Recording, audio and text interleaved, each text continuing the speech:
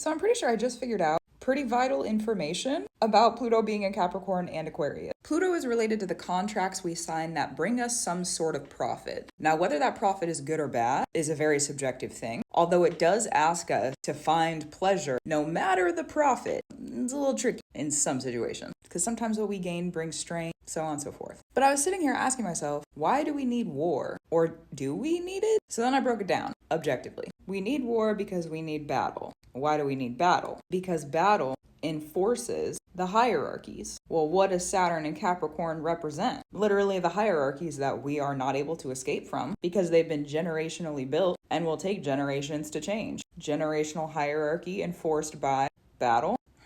Okay. So then Aquarius, also Saturnian rule, but there's Uranus in it too. So it literally has to do with how do we break out of the system to end the battle?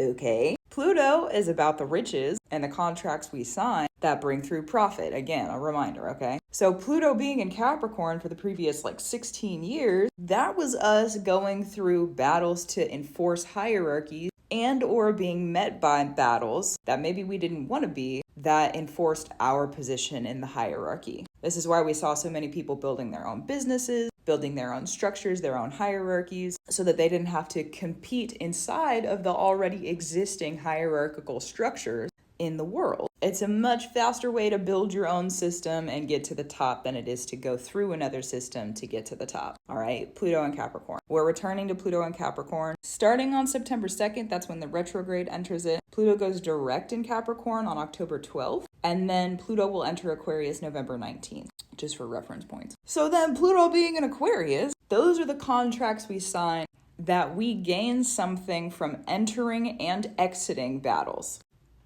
There's a lot of different ways that could be applicable. How are you removing yourself from hierarchical structures to go and be a part of something else? And when battles come up during Pluto and Aquarius, we're probably going to see more people, instead of fighting through it, there's probably going to be more, and this is probably, okay, I don't know the future for sure, but there's probably going to be more peace, which I think is pretty exciting. But then again, we'd have to get pushed to a point that we're able to leave the system in the hierarchy in the first place. So really just learning what is it that we're wanting to gain from the system in the hierarchies while we're in it so that we can leave. Is it really worth it? Why would it be worth it? And also, if you're leaving that system, we can escape hierarchy. So if you're leaving one system and going into the next hierarchy, crazy. Then you're entering into another enforcer battle of some kind. Saturn, love ya. There's never a let up though. So I think that's what I have for you. However you need to apply that, apply it for you, true, and love how you need to, okay? Because that's some dense information. At least it was dense when I was working through it. It also makes sense though too. I always feel called to teach about Saturn when I'm teaching about protection in my astrology session and blogs and stuff. So that tracks. Keep on brewing and doing what you need to do. I'm gonna go figure out how to apply this for myself because I literally had the thought and broke down the system structure idea. And I was like, all right, time to get on the internet and yap about it. So here I am. So I'm gonna go do that. I'm gonna go break it down and figure it out for myself. Gratitude, reverence, and love for you. And I'll talk to you soon.